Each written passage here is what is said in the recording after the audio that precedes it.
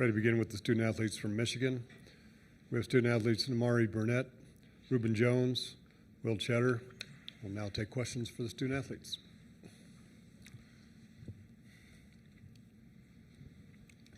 Namari, it looked like you were asking to come out a couple times, and it looked like you were dragging a little bit at times. How are your legs, and how are you adjusting to the altitude out here? Yeah, no, it's definitely an adjustment. It was especially a moment in the first half. I'm like, yeah, I got to come out. I'll be a detriment to the team if I stay out there. Not really in the legs, just more so in the wind and the breath. So definitely feel adjusted now and ready for this next one.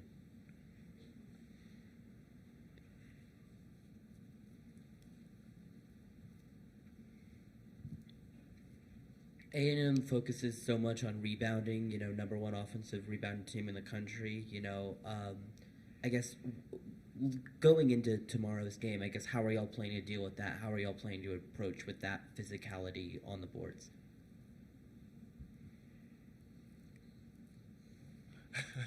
I go, played against them before as an SEC team, not Michigan, but in my past, and very physical team, like you said, on the boards, looking to get second chance points. They're one of the best teams in the country at getting second chance points, and majority of their misses turn into second chance points. So being physical, getting hits and blockouts is very, very important, and it's something that's number one on our list going into this game.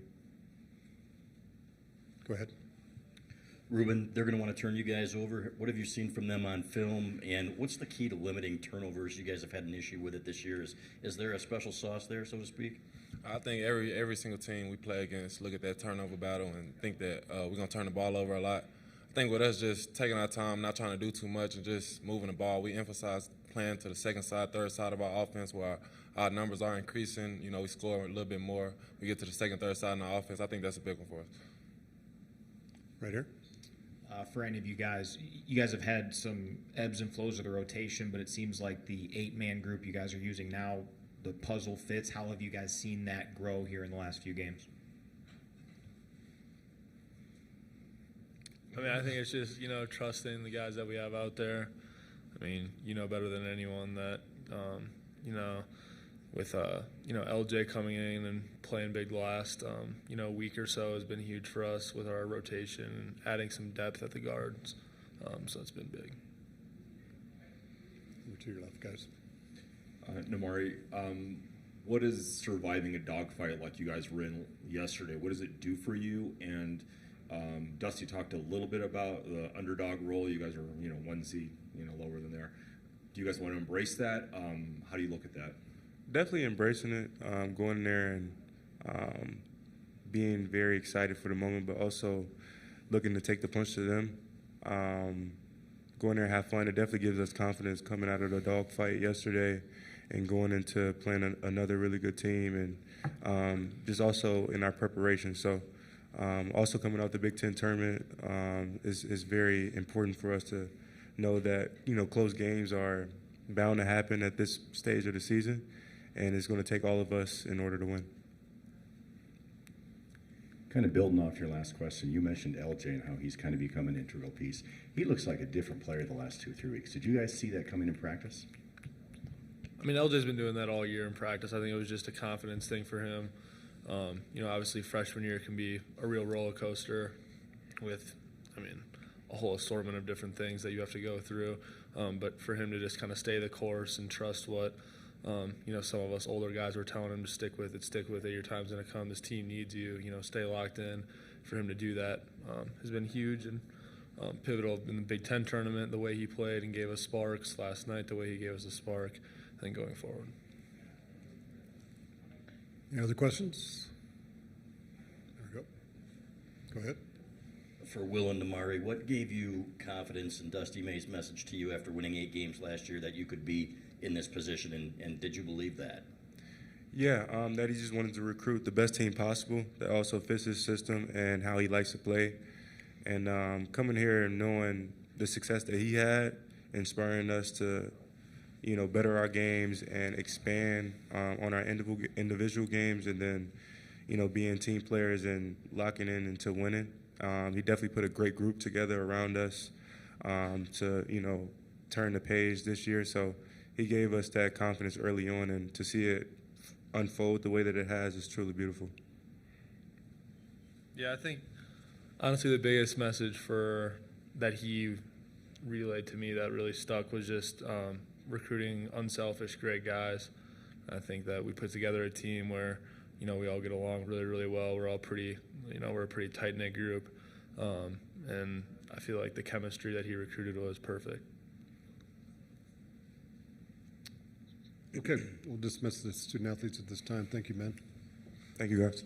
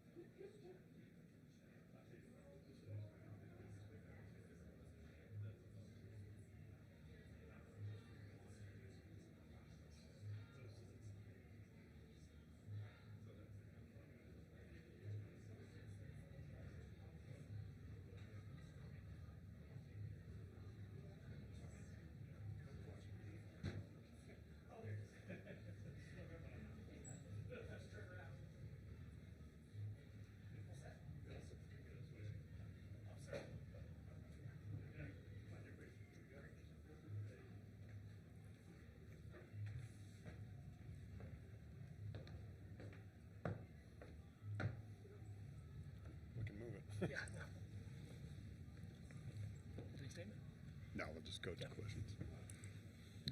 Let's fire away. Take questions for Coach May now. Go ahead. Oh, you first. Go ahead. Hey, Dusty. Texas A&M is clearly the number one offensive rebounding team in the nation. When one team has a strength like that, is it so easy that that is like the emphasis of the game plan? Yeah, it's obviously point number one on the scouting report. The way we've chose to attack it is just like we did with the turnovers in UCSD. We have a couple flaws that are things that we haven't done well this year, and it's right in front of you. Either you do this, and like I said, there's a extremely heightened awareness to fix it, or you're going home. So I believe in our guys. We believe in our plan, and so we're going to do the absolute best job we can to handle our defensive glass. Over here first. No. Coach, I asked Buzz about, last year's A&M Florida Atlantic matchup, since you coached against, not the same A&M team, but a similar A&M team last year. Is there anything you're taking away from that matchup that you kind of can transfer to this game? Yeah, a little bit. Obviously, a different team where they've had added some players, subtracted some players, but it has the same identity. Coach Williams' teams always have a great identity of toughness, of togetherness, of guys. I guess never taking a second off. They're absolutely relentless in their pursuit of protecting the rim, protecting the paint, getting second shots, and they probably have as good role definition of any team that I can remember competing against in the last several years. Right here. Yeah, Coach, I was actually going to ask something along those lines, so I'll just kind of ask you, as you scout or study this A&M team, what in particular stands out that you think that they do particularly well beyond the offensive rebounding, or Yeah, defensively, I'll begin on the defensive side of the ball. They always disrupt your rhythm and timing and try to force you into doing things you don't want to do. And then when you think you have an advantage, they have guys that, like I said, they don't quit on plays. They come out of nowhere you think you have a layup. And we counted a handful of possessions last night where it seemed as though Yale was going to have a layup, and just because of a multiple effort from behind the play, it's erased, and then that turns into a transition basket. That certainly jumps out. Offensively, their ability to attack mismatches and identify who they want to go out, who they want to go at, and who they want to go at with whom, and they do it, and they do it well, and they break your defense down, and therefore their guys have running starts on the offensive glass. So it all fits together like any well-coached basketball team. They're not a bunch of silos going on at once. It all fits and works well together, and that's why they always seem to be playing late every year. Think back Marquette, Virginia Tech, Texas A&M. They're always good. Let's go back here. Dusty, you said a couple months ago that Reuben Jones, we hadn't seen the best of him yet. He had the setback, but can you tell us where you think he is, and can he still get you to another gear, be that outlier that maybe takes you even higher? I think so, and I believe everyone in our locker room thinks that as well. He made a big shot last night when we were able to extend the lead a little bit. Two of the biggest rebounds of the game, obviously Vlad's they stood out, but Reuben had a couple really, really big extra possession. Offensive rebounds or tip outs, kept the balls alive, and then obviously the big defensive rebound to seal the win. Yeah, Reuben is playing to win. I think he's done a really nice job since we put him in the starting lineup of being a connector, as someone that's just tried to make sure that it all fits together. And then defensively, he's always a pest. He's someone that he gets underneath the basketball, he makes plays, and I do think he looks even more comfortable in our switching schemes, as it was something new for him than he was earlier in the year. Let's go back there first, and then we'll come to you. Yeah, as of recent, Trey Donaldson has really come back into his own, especially in those late game scenarios. Can you talk a little bit about his confidence in himself in those late game scenarios, and then your coaching staff, and his teammates when he shoots the ball in those late game scenarios? How much confidence do you have in him? The utmost, and he's made a big shot. It seems like all of our closest games. we want him to be even more aggressive. I love the way he attacked in transition, especially in last night's game. He had the ability to break them down off the dribble and use his speed, quickness, and finishing ability. And I wish we would have put him in that position a little bit more. But I thought him and LJ Kaysen did a nice job of creating some offense with their speed and quickness. And they're going to need to be able to create some offense again tomorrow, because Texas A&M, like I said, they're not going to let us just dribble down the floor and throw it into Vlad, or come down and set a ball screen and just be comfortable and do whatever we want to do and pass the ball wherever we want to. So we're going to have some guys create some advantages and make good decisions, and we trust and believe those guys will be able to do it. Right here. Mark Kislev, Denver Gazette. For a relatively young man in this game, you've seen a lot of stuff. So if I read my timeline correctly, you might have been present for one of the greatest moments in Colorado basketball history. Well, Mike Lewis is a good friend of mine. He was matched up with Chauncey Billups, if that's what we're referring to. We're going. Yeah, I actually wasn't here, but I was a part of that team. Back then, the manager staff, we traveled a lot lighter, meaning just one or two managers. So I wasn't on the trip, but You were not. I was back in the video room clipping that up, and like I said, Mike Lewis, who's now the head coach at Ball State, had a very, very tough cover that night, and a young Chauncey Billups. Yeah. And so, what did it look like in the video? It looked like that was, we'll save that for when the cameras are off. All right. Let's go right here. Yeah, Dusty. The Texas A&M, at least on paper, seems to be a team willing to give up three-pointers. Now, while you haven't shot it as well in the back half of the season, is that something you like, knowing that ideally, like, while they pack the paint, you should be able to get some good looks? Yeah, it's just taking rhythm threes, and we talked about today. We haven't done a good enough job of respacing with urgency, so we're in position early, and our feet are ahead of the pass. We've kind of been respacing at too casual of a pace, and then when the pass gets there, our momentum's going backwards. We're on our heels, and so we've got to clean up a few things, and we'll work on it today in practice. But I think if we simply fix that issue, or after we drive and kick and we respace and our penetration reactions improve, then I think our three-point percentage will continue to rise. Let's go right here. Dusty, a couple weeks ago, teams that really crashed the offensive glass kind of took advantage of that against you guys with all the second chance points. Where do you think you guys as a team, maybe as a front court especially, have grown in that defensive rebounding and sealing that off?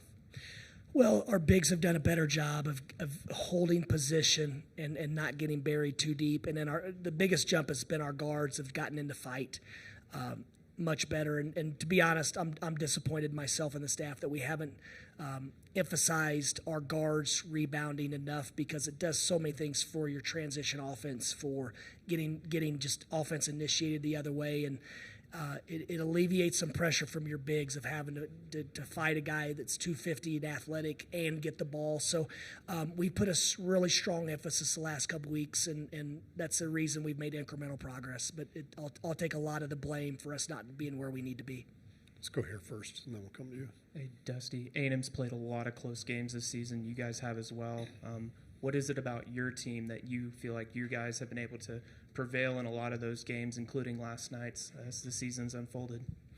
It's a great question. I've spent a lot of time trying to figure out exactly what it is, because I've been a part of seasons where we were really, really good at it, and in other seasons where we were poor. And a lot of times it came down to the one-on-one free throws and not turning it over against a press and things like that. But this year's been so odd because they haven't really came down into those situations like last night. It came down to one stop or but the one thing that I know for certain is that when I watch our guys in the last 5 minutes, they have a different level of athleticism, of intensity, of desire to do whatever it takes to win that possession. You watch even Danny, the rebounds he gets in the last 5 minutes, compare them to the first 5 minutes. It's like a completely different guy that's 100% lost in the game in competition.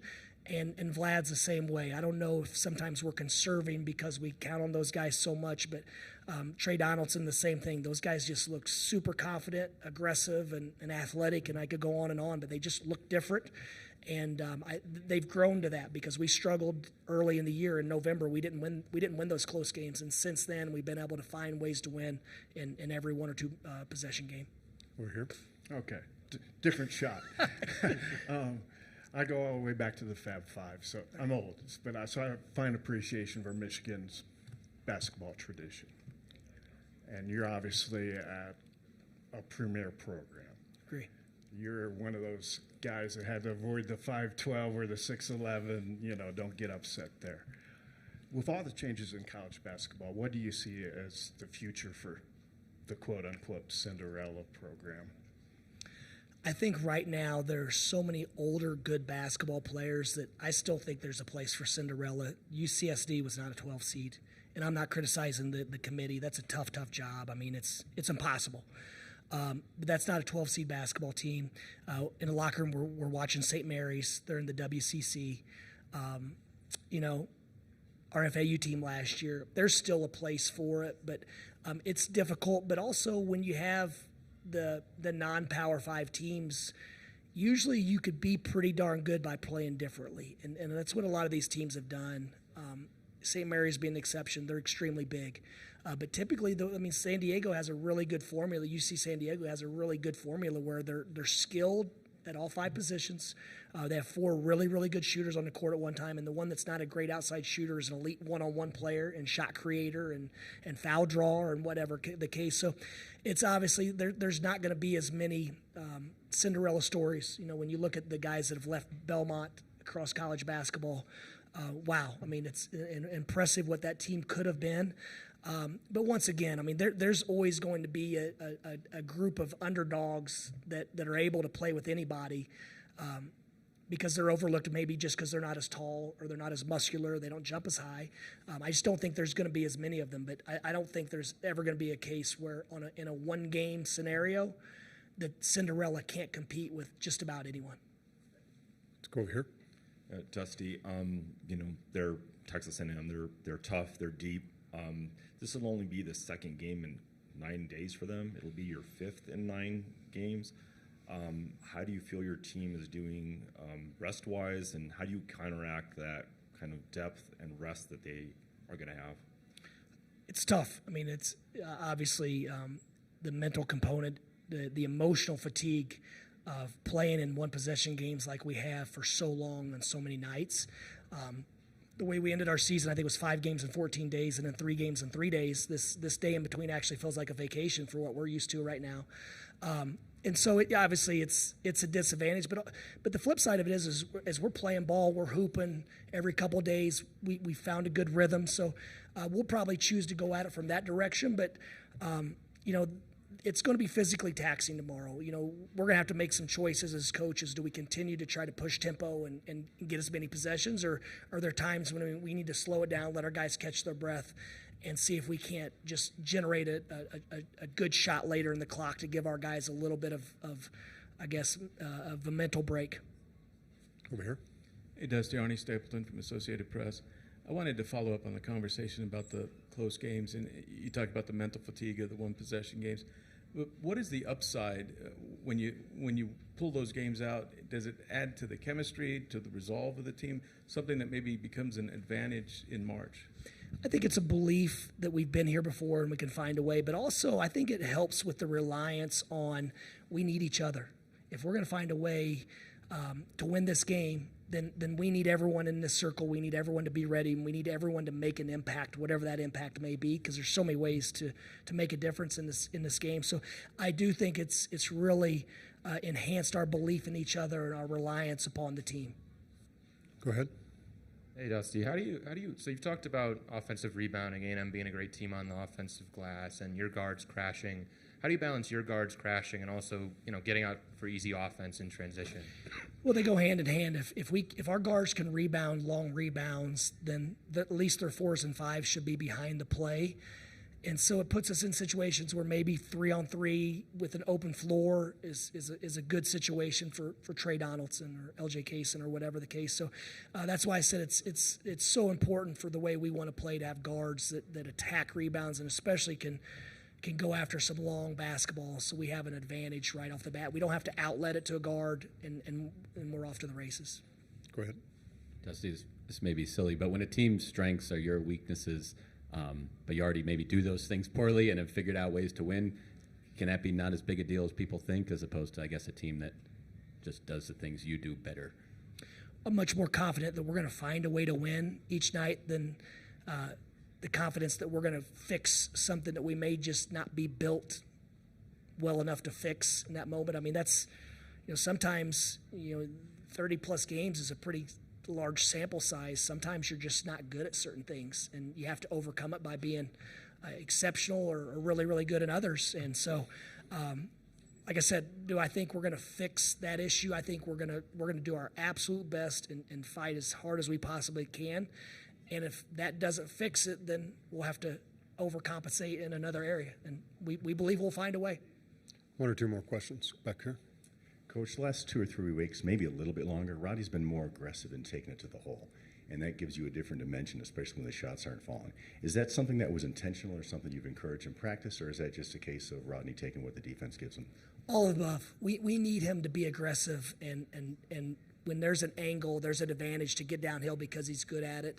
And he made a big 3 off the baseline out of bounds in the first half. But yeah, it's all of the above. He knows that's what he needs to do for us, and that's what he's good at. He's really good downhill driver, getting to the line. So it's a combination of all of the staff encouraging him to do that, his teammates putting him in a position to encourage him to do it, and then also just his he just looks like he's been back to himself playing again and having fun and doing whatever it takes to help the team win. Okay, thank you for your time, Coach. Thanks, guys. Appreciate it.